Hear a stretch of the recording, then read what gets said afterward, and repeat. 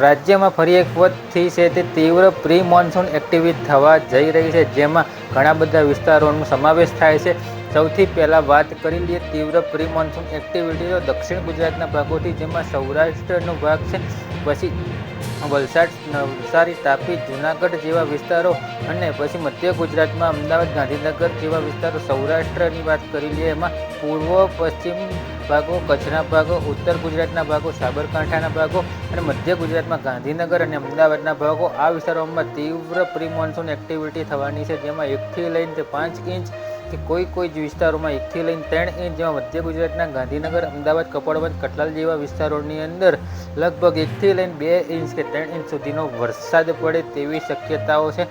અને આ વરસાદ દરમિયાન પવનની સ્પીડનો જે પવન છે તે વધારે માત્રામાં છે. પવનની ઝડપ ટૂંકમાં વધારે છે અને પવનની ઝડપથી વધારે છે, અને જે ગાજવીજનું પ્રમાણ છે તે પણ આ તીવ્ર પ્રી મોન્સૂન એક્ટિવિટી દરમિયાન જોવા મળશે. જે તીવ્ર પ્રી મોન્સૂન એક્ટિવિટી થવાની છે, જેમાં આપણે કાલે વાત કરી હતી કે 16 તારીખથી લઈને 20 તારીખ સુધીમાં પ્રી મોન્સૂન એક્ટિવિટી તેજ થશે.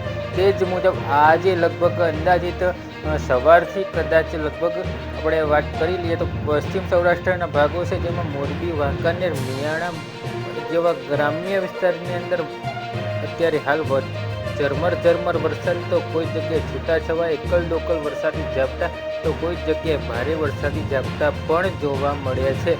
જેમાં પશ્ચિમ સૌરાષ્ટ્ર અને ઉત્તર ગુજરાતના ઘણા ખરા ભાગોનો સમાવેશ થાય છે. દક્ષિણ ગુજરાતના પણ ઘણા ખરા ભાગોની સમાવેશ થાય છે.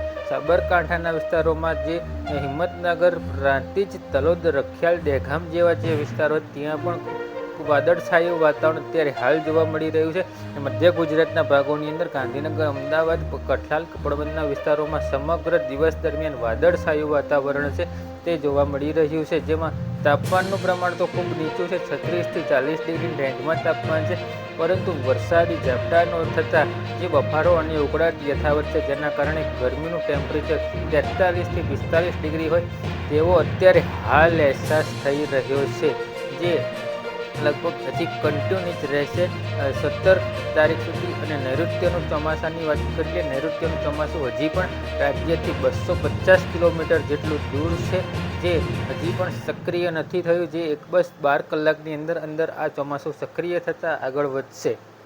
બાકી વિડીયોની અંદર અત્યારે હાલ પૂરતું તો આટલું જ. જે મિત્રો ચેનલ પર નવા આવ્યા હોય, ચેનલને સબસ્ક્રાઈબ ના કર્યો, ચેનલને સબસ્ક્રાઈબ કરી લેવી, વિડીયોને લાઇક કરીને વિડીયોને તમામ ગ્રુપમાં શેર કરી દેવો.